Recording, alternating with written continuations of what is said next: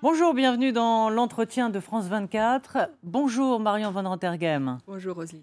Angela Merkel, l'OVNI politique, c'est un livre qui vient de sortir aux éditions Les Arènes. Vous êtes grand reporter à Vanity Fair, vous avez été longtemps grand reporter au Monde. Et Angela Merkel, eh bien, c'est un personnage qui vous fascine au point d'être allé jusque sur les lieux de son enfance, rencontrer ses amis, jusqu'à ses profs.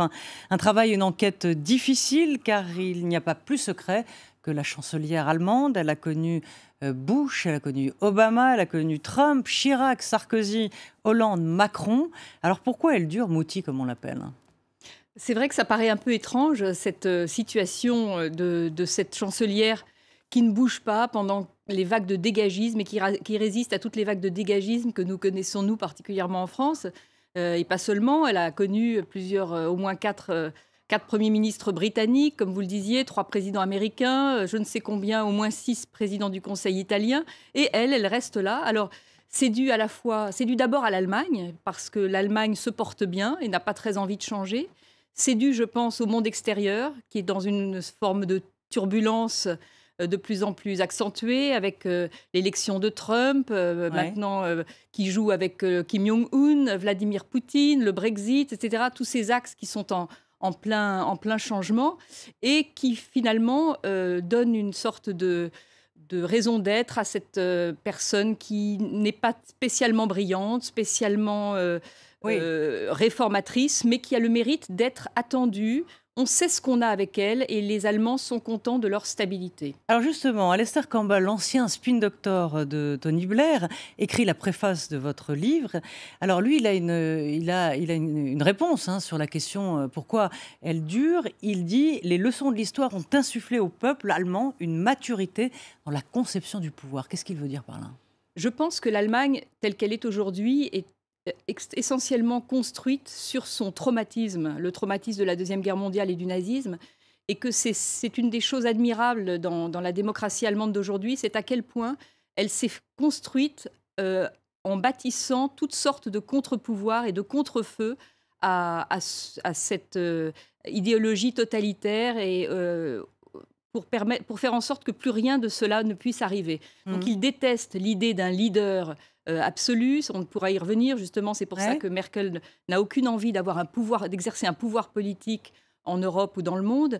Le Bundestag le pouvoir du Parlement est extrêmement fort, la Cour constitutionnelle est extrêmement forte, et il ne faut pas oublier que la chancelière allemande, son pouvoir à elle est extrêmement restreint par rapport à notre président de la Ve République, qu'elle doit en référer sans cesse devant le Bundestag. Elle est elle-même une députée, elle est assidue, elle est chaque mois dans sa circonscription.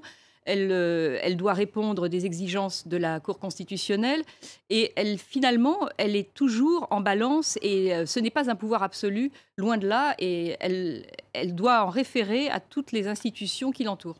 Alors, vous décrivez, vous dites c'est un ovni politique, donc un ovni, ça veut dire un objet non identifié. Est-elle différente parce que dans le fond, elle a connu un autre monde, celui de l'Allemagne de l'Est. Vous écrivez, elle a connu la dictature, elle apprécie la liberté. Exactement. À mon avis, c'est la conclusion à laquelle je suis venue au terme de cette enquête, c'est que Angela Merkel est essentiellement construite par ses valeurs, par son éducation et par son expérience. Elle est la seule, quand on voit les grands dirigeants du G20, elle a une grande différence par rapport à eux, c'est qu'elle est la seule à avoir connu un autre système. Ouais. Et je pense que ça lui donne d'abord une expérience, une intelligence supplémentaire des choses, un goût de la liberté supplémentaire. Ni Trump, ni Theresa May, ni même Barack Obama auparavant, ni tous les membres du G20 ne savent comme elle ce que c'est que avoir 2 systèmes, être dans un système de liberté après avoir connu un système de non-liberté. Et c'est quelque chose qui est profondément ancré en elle, et d'autant plus qu'elle était dans cette dictature, qu'elle était protestante, donc dans une religion qui est considérée comme l'opium du peuple sous la dictature communiste, donc qui était mal vue, mais en même temps, elle était dans un statut ambigu, puisque son père était à la fois pasteur, donc mal vu par définition, mais bien vu parce qu'il était en sympathie avec le régime, et un peu plus qu'en sympathie, d'après les observateurs, vaguement collaborateurs même avec le régime. Donc elle a été elle a eu cette expérience très particulière de l'ambiguïté, de la dictature, du silence, Oui, de la prudence, oui. et en même temps un statut de notable par son père, de dissident ou de dissident de fait par sa religion protestante, et elle-même n'étant rien que normale, pas du tout résistante, pas du tout opposante, tout à fait soumise aux règles du régime et essayant de vivre comme elle le pouvait dans ce cadre. Alors c'est aussi un ovni émotionnel, Angela Merkel. Enfin, j'ai cette impression en vous lisant. C'est un personnage qui a ni de grande joie, ni de grand malheur, hein, ni de grande peine. Tout semble calme, tout semble réfléchi intérieurement. Et vous racontez d'ailleurs cette anecdote, c'est quand le mur de Berlin tombe le 9 novembre 1989.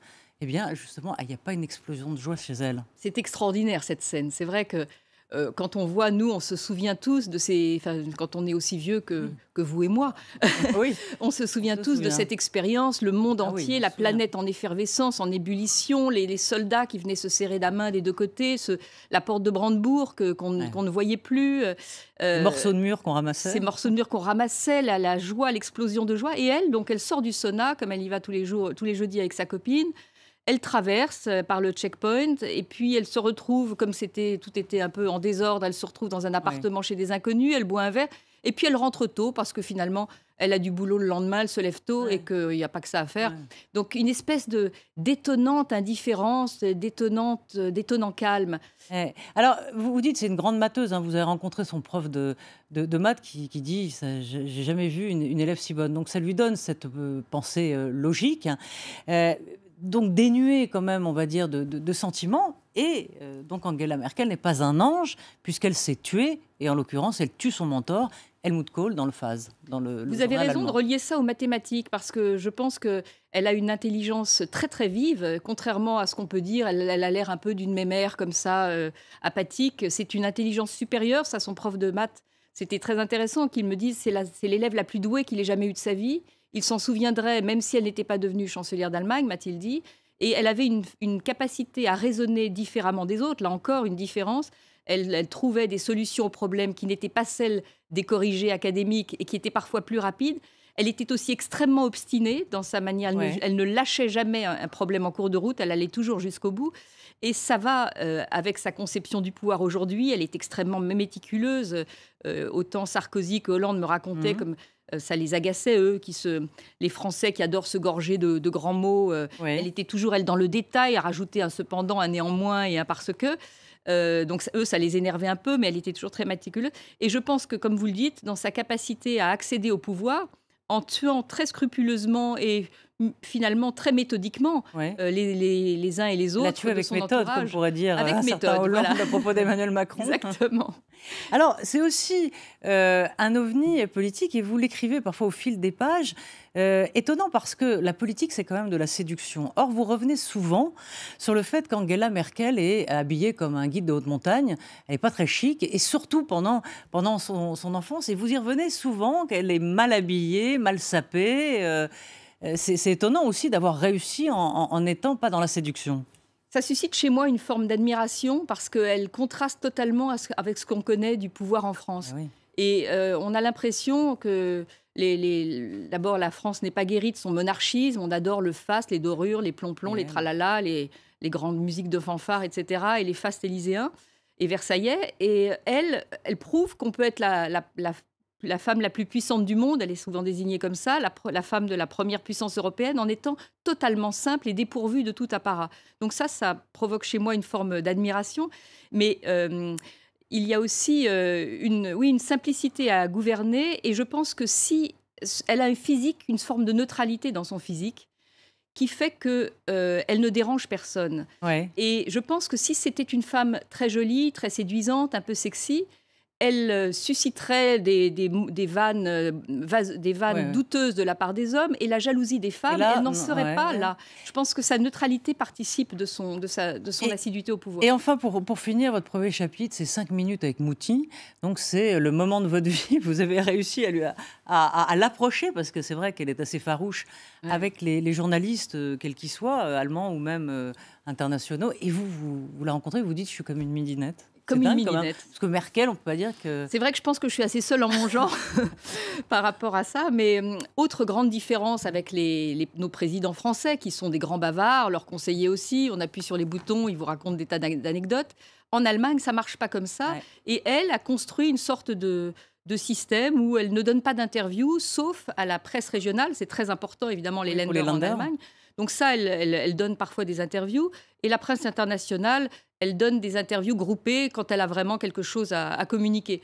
Et du coup, moi, c'est vrai que je lui ai sauté dessus. J'ai été encore plus rusée qu'elle, il fallait l'être, Ah ouais. Bravo. pour trouver un moment où elle n'était pas entourée de journalistes. Et j'ai réussi à l'aborder. J'ai eu mes 5 minutes de grâce avec Mamouti. Et alors? Et alors, elle était très chaleureuse, très sympa, parce que j'avais déjà écrit sur elle dans Le Monde. Elle avait étrangement, elle s'était fait traduire ses papiers, Ouais, elle quand les même, avait donc tout ça lus. ouais. Et elle était très enthousiaste, mais Une elle petite a... part d'ego cachée, alors, Angela Merkel. quand même. Peut-être, enfin, c'est assez normal aussi qu'on s'intéresse Ouais. à ce qu'un journal français et une Bien Française sûr. écrit sur vous. Pour tout le monde. Et surtout, mais en même temps, elle a fermé, voilà, le carrosse a redisparu 5 Oui, minutes après. Ça a été 5 minutes. 5 minutes avec Mouti. Donc Angela Merkel, l'ovni politique, si vous voulez comprendre Angela Merkel, qui est-elle, son enfance, Marion van Rotterdam a donc enquêté et c'est un très bon livre. Merci Marion, donc c'est aux arènes et à bientôt sur France 24. Merci.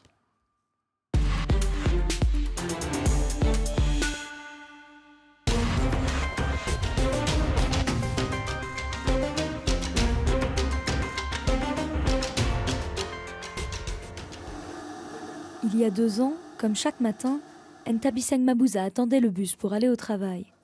Mais ce jour-là, le chauffeur profite de l'absence d'autres passagers pour l'emmener hors de la ville et la violer. La jeune femme réussit à appeler à l'aide et l'homme est immédiatement interpellé. Malgré des preuves accablantes, sa plainte est finalement classée sans suite. À la radio et à la télé, les campagnes de prévention nous encouragent à porter plainte en cas de viol. Mais quand on va voir la police, ils nous tiennent pour responsables. Parfois, ils dissuadent des victimes de porter plainte en disant que le violeur est leur petit ami.